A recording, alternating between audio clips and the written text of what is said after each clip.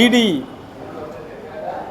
உடைய நடவடிக்கைகள் மீது மற்றும் முறையற்ற முறையில் இடியோட சேர்மன் அவருடைய வீட்டில் சோதனை செய்வது, தமிழக அரசு அலுவலகங்களில் சோதனை செய்வது உள்ளிட்ட முறையீடுகளை உச்சநீதிமன்றத்தில் தமிழக அரசின் மூலமாக மனு தாக்கல் செய்யப்பட்டு விசாரணைக்கு வந்தது.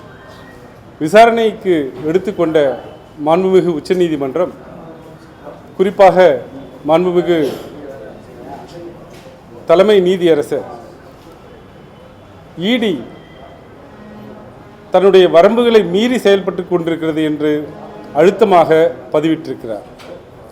அது மட்டுமல்ல, தமிழக அரசு இது போன்ற நடவடிக்கைகள் மாநில சுயாட்சிக்கு எதிரானவை என்பதை குறிப்பிட்டு ஒரு மனு தாக்கல் செய்திருந்தோம். இந்த நடவடிக்கைகள் எல்லாம் ஃபெடரலிசத்திற்கு எதிரானவை என்ற கருத்தினையும் மாண்புமிகு உச்சநீதிமன்றம் பதிவு செய்து இடியுடைய நடவடிக்கைகளுக்கு தடை விதித்திருக்கிறது. தடை விதித்ததோடு மட்டுமல்லாமல் இரண்டாம் முறையாக உத்தரவை பிறப்பித்துவிட்டும் கூட இடி தன்னுடைய வரம்புகளை மீறி சென்று கொண்டிருக்கிறது என்பதை அழுத்தமாக பதிவிட்டிருக்கிறது.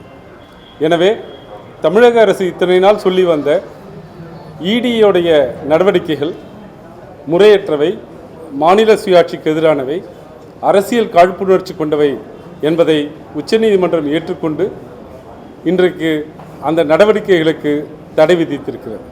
எனவே இதற்கு பிறகு குறிப்பாக சொல்லப்போனால் எங்களுடைய வாதத்தில் 2014 இப்போது வரை டாஸ்மாக் ஊழியர்கள் மீது அவ்வப்போது அவருடைய கணக்கில் அல்லது இந்த கடைகளில் கணக்கில் வராமல் இருந்த 50,000 ரூபாய், 1,00,000 ரூபாய் ஆகியவர்களுக்கு வழக்கமாக லஞ்ச ஒழிப்புத்துறை ஒரு வழக்கு பதிவு செய்வார்கள். அந்த வழக்கினை பதிவு செய்த பிறகு அந்த பணத்திற்கு தகுந்த விளக்கம் கொடுத்தால் அந்த வழக்குகள் முடித்து வைக்கப்படும். தகுந்த முகாந்திரம் சொல்லாவிட்டால் லஞ்ச ஒழிப்புத்துறை மேற்கொண்டு நடவடிக்கையை தொடரும். அந்த வகையில் பார்க்க போனால் இந்த பதியப்பட்ட 47 வழக்குகளிலும் பெரும்பாலானவைகளில் அந்த சம்பந்தப்பட்ட ஊழியர்கள் சரியான தகுந்த முகாந்திரத்தை சொல்லி அந்த வழக்குகள் முடித்து வைக்கப்பட்டிருக்கின்றன. சில வழக்குகள் விடுதலையும் ஆகியிருக்கின்றன. இதையெல்லாம் வைத்துக்கொண்டு இடி டாஸ்மாக் நிறுவனத்திற்குள்ளேயே சென்று சோதனை செய்வது என்பது முறையற்றது. அதாவது அனைவருக்கும் தெரிந்த வகையில் இடி ஒரு வழக்கை எடுத்து நடத்த வேண்டும் என்றால் அதற்கு ஒரு முதன்மை வழக்கு இருக்க வேண்டும். ப்ரிடிகேட் அஃபென்ஸ் என்று சொல்வார்கள். அந்த ப்ரிடிகேட் அஃபென்ஸுக்கு சொல்லப்பட்ட உரித்த நபருக்கு மேல் மட்டும்தான் இடி நடவடிக்கை பாயும். ஆனால் இங்கே அரசு ஊழியர்கள் முறையற்ற வகையில் பணம் வைத்திருந்ததை, 50,000 ரூபாய், 1,00,000 ரூபாய் என்று வைத்திருந்ததை அரசியல் காழ்ப்புணர்ச்சி காரணமாக இடியுடைய தலைமை அலுவலகத்திற்கே சென்று 1000 கோடி ரூபாய் ஊழல் என்று ஏதோ அரசியல்வாதிகள் போல இடி அறிக்கைகளை கொடுத்திருப்பது உண்மையிலேயே சட்டத்திற்கு விரோதமானது. அதைத்தான் தமிழக அரசு சொல்லிக்கொண்டே வந்திருக்கிறது. திராவிட முன்னேற்ற கழகமும் அதை சொல்லிக்கொண்டே வந்திருக்கிறோம். அதை இன்று உச்சநீதிமன்றம் பிரைமா ஃபேசியாக, அதாவது முதல் நோக்காக வழக்கு இருக்கிறது என்பதை ஒப்புக்கொண்டு தடை விதித்திருக்கிறது.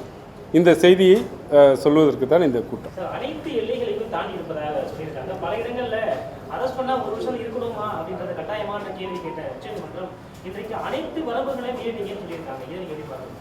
ஆமாம், அனைத்து வரம்புகளையும் மீறிவிட்டார்கள் என்றால் ப்ரொசீஜரல் நடைமுறை சட்டங்களை மீறி இருக்கிறார்கள், அரசியலமைப்பு சட்டத்தை மீறி இருக்கிறார்கள்.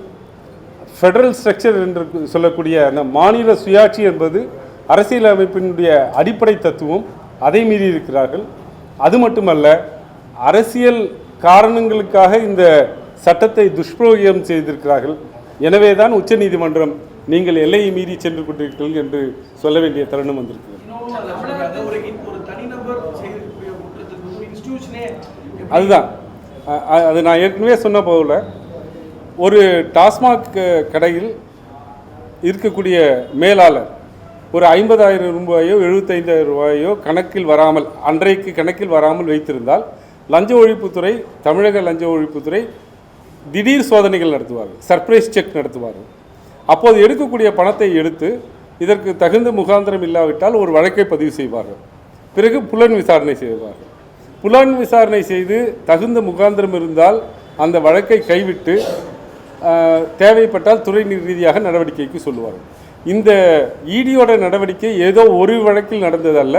2014 அதிமுக ஆட்சியிலிருந்து ஒரு 39 வழக்குகளும், திராவிட முன்னேற்றக் கழகம் ஆட்சியை பொறுப்பேற்ற பிறகு நடைபெற்ற 7 வழக்குகளும், இத்தனை வழக்குகளையும் ஒன்றாக சேர்த்து ப்ரிடிகேட் அஃபென்ஸ், அதாவது முதன்மை வழக்காக எடுத்துக்கொண்டார்கள். அதில் அந்தந்த ஊழியரை பற்றி விசாரிக்காமல், அவர்கள் வீடுகளில் சோதனை நடத்தாமல், இடியோட தலைமை அலுவலகத்திற்கு வந்து சோதனை நடத்தியது தான் ஃபெடரலிசத்திற்கு அகென்ஸ்டாக இருக்கிறது என்று நாங்கள் சொல்லுகிறோம். தமிழகத்தில் வந்து அதிக அளவில் வந்து இந்த இடி ரைட் நடந்திருக்காரு. இந்தியாவோட மற்ற மாநிலங்கள் எங்கும் இல்லாத அளவுக்கு இங்கே நாளும் சோதனைகளை அதிகமாக நடத்துது. அப்படிப்பட்ட சூழ்நிலையில் இந்த தீர்ப்பு வந்து இது உண்மையிலேயே இந்திய முழுமைக்கமான ஒரு தீர்ப்பாக நாங்கள் பார்க்கிறோம். முதல் முறையாக உச்சநீதிமன்றம் நீங்கள் மாநில சுயாட்சிக்கு எதிராக நடக்கிறீர்கள் என்ற ஒரு கருத்தை முன்வைத்திருக்கிறார்கள். இது இந்திய முழுவதுக்குமான எல்லா மாநிலங்களிலும், குறிப்பாக எதிர்க்கட்சி ஆட்சி செய்யும் அனைத்து மாநிலங்களுக்கும் இது பொருந்துமாக நாங்கள் கருதுகிறோம். தமிழகத்தில் அதிகமாக இடி நடவடிக்கைகள் இருக்கிறது என்றால், தமிழகத்தில் 2026 தேர்தல் வருகிறது. தேர்தலை ஒட்டியான சோதனைகள் என்பதை நாங்கள் சொல்லவில்லை, மக்கள் அறிவார்கள். ஆனால் மற்ற மாநிலங்களிலும் கூட இது நடந்து கொண்டே இருக்கிறது. வெஸ்ட் பெங்காலில் தேர்தல் வரப்போகிறது என்றால் அங்கே நடவடிக்கைகள் பாயும். டெல்லியில் தேர்தலுக்கு ஒட்டி இது போன்ற நடவடிக்கைகள் இருந்தன.